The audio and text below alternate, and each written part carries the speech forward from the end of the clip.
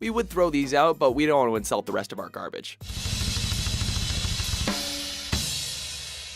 Welcome to WatchMojo.com, and today we're counting down our picks for the top 10 worst video games of 2015. For this list, we'll be looking at the releases from 2015 that we immediately sold back to the store so we could put our money towards much better games.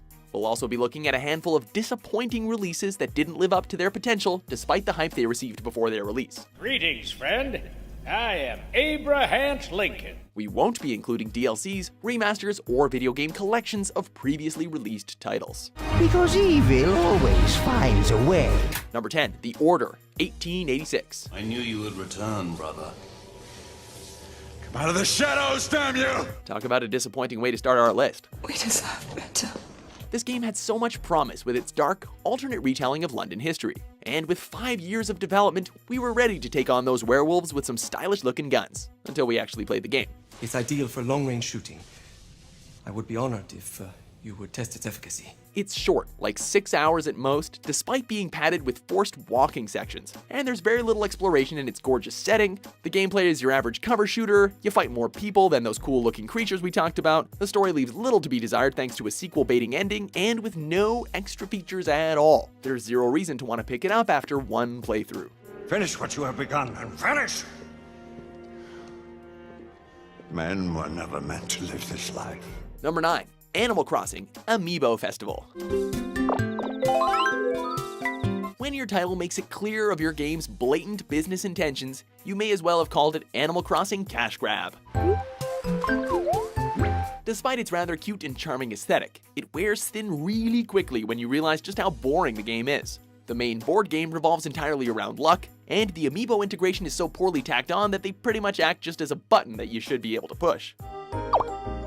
The extra minigames don't fare any better either, as they lack depth and don't have much staying power after 5 minutes or so. For shame, Nintendo, for shame.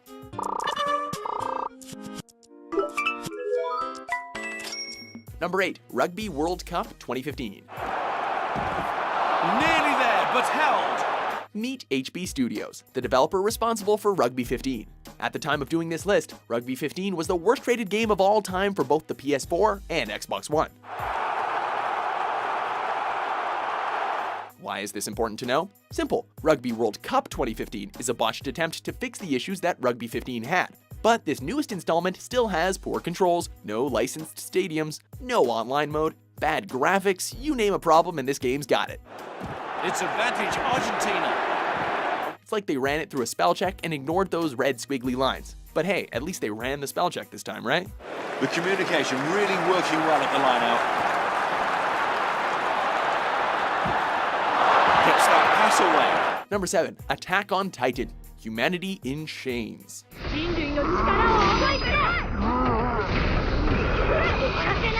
On that day, humanity received a grim reminder. Not every Attack on Titan release is worth your time.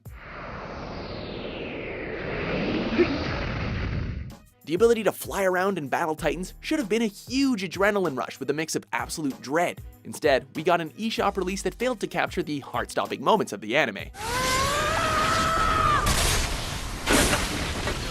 It certainly tried to, from letting players create their own squad, to kicking things off with the anime's iconic opening as soon as the game loads. But the combat and the world you're in feels limited compared to what Attack on Titan promises anyone who dares to put on that maneuvering gear.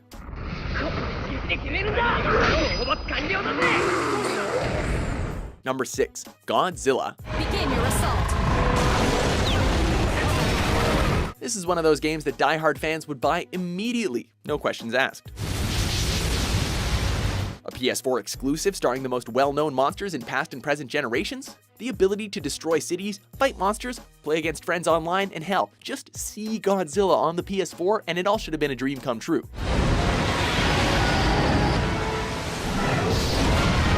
Unfortunately, what should have been the biggest, most destructive gaming experience of the year fizzled out with outdated graphics and stilted gameplay. I mean, it's a slow-moving fighting game with no blocking. Bummer City.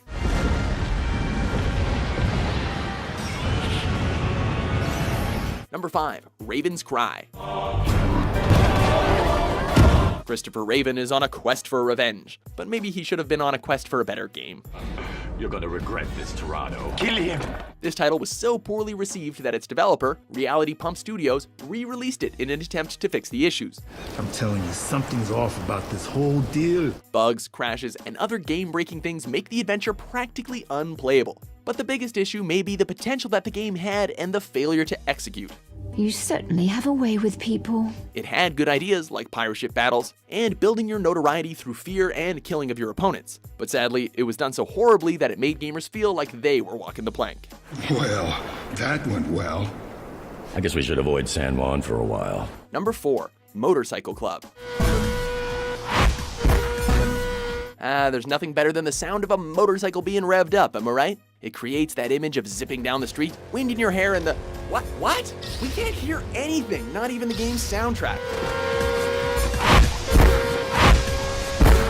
Well, welcome to Motorcycle Club, which is, at the time of doing this list, the 4th worst rated PS4 game of all time. I guess congratulations? There's something about racing motorcycles that doesn't translate well, but at least this one doesn't have a plop of a story. But instead, we get messy controls, ear-bleeding sound effects, and a switch mechanic that could be interesting if the game wasn't so bad. Number 3, Hatred. If we ask what games have been the most controversial in the industry, we're sure you'll come up with several titles that, while controversial, have received praise for their gameplay, story, and overall experience. This is not one of those games. Here, you play as a nameless killer who hates humanity and decides to wipe it out. Why, you may ask? Well, you must be a man-hating social justice warrior with no balls, so in your face, PC libtard. My whole life is just cold, bitter hatred. Anyway, in the end, the game was just monotonous and kinda ugly. So it seems that Hatred's devs tried so hard to cause a shitstorm that they forgot to make a good game in order to justify it. And it's time for me to die. Number 2, Tony Hawk's Pro Skater 5. There was once a time when skateboarding video games were highly praised, and the second game in the Pro Skater series is still considered one of the greatest games of all time. Sadly, the franchise took a dive and tried anything, really anything, to get back on its feet, or back on its board. We assumed that that would be the end, but then Tony Hawk announced a new title that would apparently revive the franchise. This led to a game full of technical issues, dull environments that don't do the PS4 or Xbox One justice, and yawn-inducing missions that serve as a reminder why people put their boards away in the first place.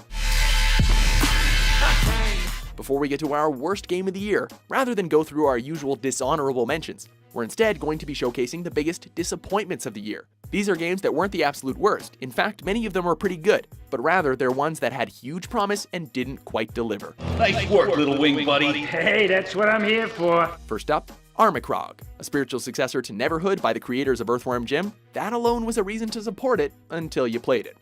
Battlefield Hardline. What was once an honorable mention on our most anticipated list of 2015 has become a huge disappointment. It's not a flat-out disaster, but it really doesn't offer anything of value to the long-running franchise either.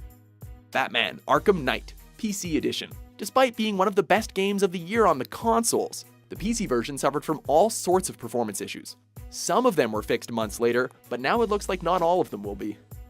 The Legend of Zelda Triforce Heroes. Even if the main draw to the game is multiplayer, we still expect a Zelda title to have a good single-player mode when we can't exactly get 3 people in the office to play together. We just expect better to come out of Hyrule, or Hytopia. Star Wars Battlefront. Easily one of the most anticipated titles of the year, and while it looks and sounds spectacular, the shortage of maps and compelling game modes sadly does not make it the Star Wars game many fans of the series were looking for.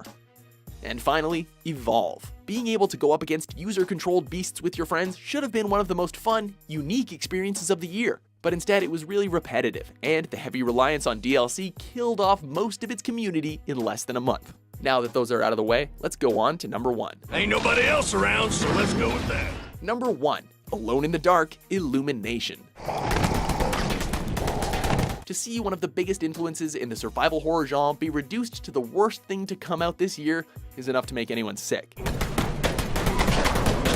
The game is obviously unfinished. Either that, or the developers were too lazy to include voice acting, readable text, and, hey, did that monster just belch at us as it died? And did that one just die in a soundless explosion?